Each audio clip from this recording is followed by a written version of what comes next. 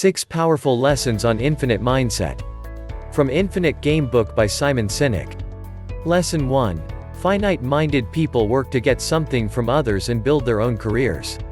Infinite-minded people work to give something to others, without keeping a narrow mind about the success of their career. Let's assume you are a producer of a TV channel and currently parts your country is flooded with heavy rains. If you are a finite-minded person, you will send a team to areas with less water, easier to travel and record the footage. You might use equipment such as drones to get the footage of areas where the flooding is considerably high. Then, you will prepare the news in a persuasive way that taps the emotions of the people watching. So, the viewership of the channel will rapidly increase. Therefore, the popularity of you and your channel will increase, regardless of what happens to the people in flooded areas. If you are an infinite-minded person, you will give first preference to report what's most important to help the people in need, rather than increase your viewership. Such person will send a team to worst affected areas, communicate with people in those areas and find what they need. Also, you will let the others know about the ways to help people in these areas, making it an infinite cause. The infinite-minded person may not generate the same popularity as the finite-minded person. But, you have made a meaningful contribution, which will be more profitable in long term, when people start identifying what you are doing different to all others. Lesson 2. Infinite Game is where we work towards a vision in future that has no rules, no opponents, no beginning, no ending and no winners. Let's assume you are a coach of a national football team. Your vision is to win the next World Cup for your country. The vision here is a very good one. But, you are playing a finite game in this case. In order to win the World Cup, you have to start by playing the first match. You have to play within the general rules for football as well as the rules specially defined for the World Cup. Then, you have to compete against other teams and beat them in the final match to win the World Cup. Your vision ends by winning the World Cup. If you were playing Infinite Game as a coach, you won't think too much about winning the World Cup. Instead, you will focus on coaching the existing players in a way that improves their skills every day. You will identify new talents and help them get into the existing team. Your game is to train set of players and improve their skills every day. Now, there are no opponents, no rules, no competition and no end to the game. You will coach as long as you feel that you are improving the skills of players. Life is an infinite game. Many people try to play it as a finite game and hence doesn't achieve the desired outcome from the life. So, try to play life as an infinite game.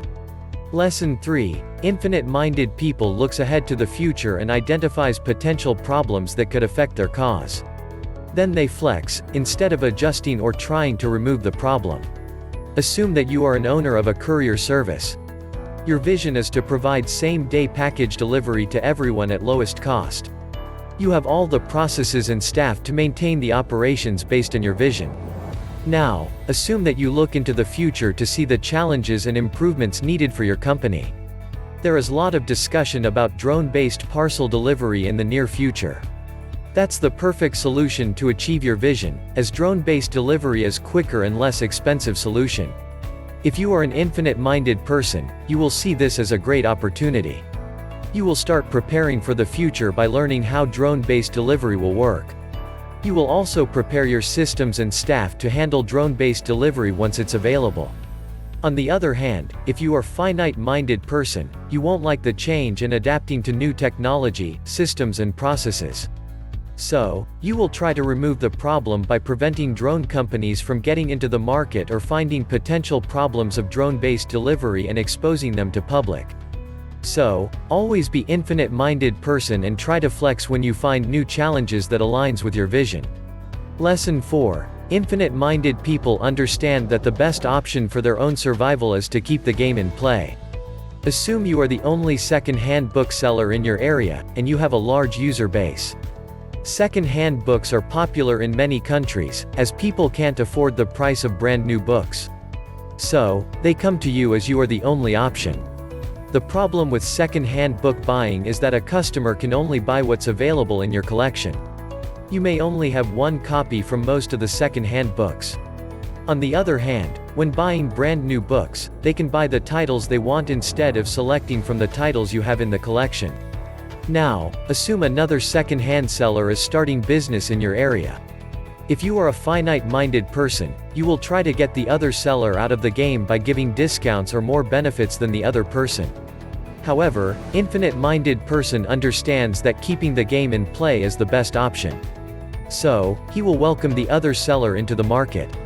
The availability of two sellers means there is more chance of customers finding the books they need from one of the two sellers. Which means they will keep using second-hand books without going to brand new books. Also, many people read for entertainment. If the books they want are hard to find, they will easily switch to different entertainment mediums such as television or games, which are cheaper options than reading.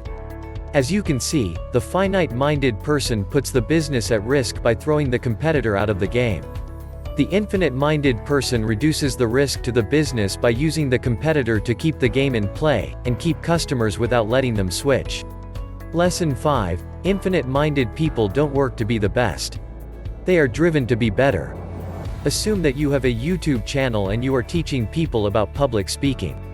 If you are a finite-minded person, your goal will be to become the best YouTube channel for public speaking.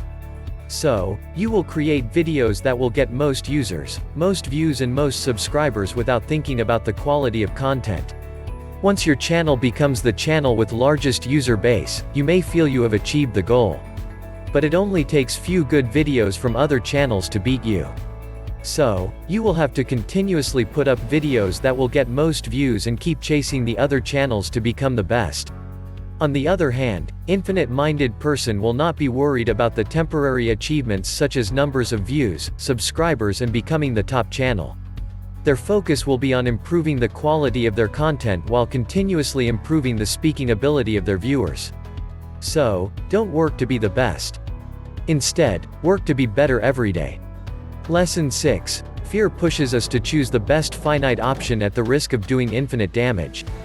Assume that you work for a courier company that guarantees same-day delivery. Your company receives delivery requests through phone as well as website. You have to do same-day delivery regardless of the number of packages and your boss is very strict on that. Let's say your area is having heavy rains in an unexpected time. Now, people are starting to send more packages through courier as they can't go out due to bad weather. So, you get more packages than you normally handle. Also due to bad weather, it takes more time to deliver each package to the client. You have multiple problems now. Now, you are feared that your boss might fire you for not being able to handle all the deliveries on same day. So, you choose a finite option by switching off the phone time to time or making it hard for customers to reach you through phone. Since customers can't reach you easily, they choose other courier services for delivery. So, you only get limited number of packages that you can handle within the day and hence you don't have to worry about getting fired. As you can see, due to the fear, you choose the finite option and caused infinite damage to your company by losing many potential long-term customers. If you were an infinite-minded person, you would have discussed the issues with your boss and find a feasible solution as well as inform the customers about potential delays due to weather. So, always go for the infinite option without creating infinite damage through finite choices. Subscribe to our YouTube channel for more videos on personal development. Check out our other videos on personal development by clicking the videos on the left.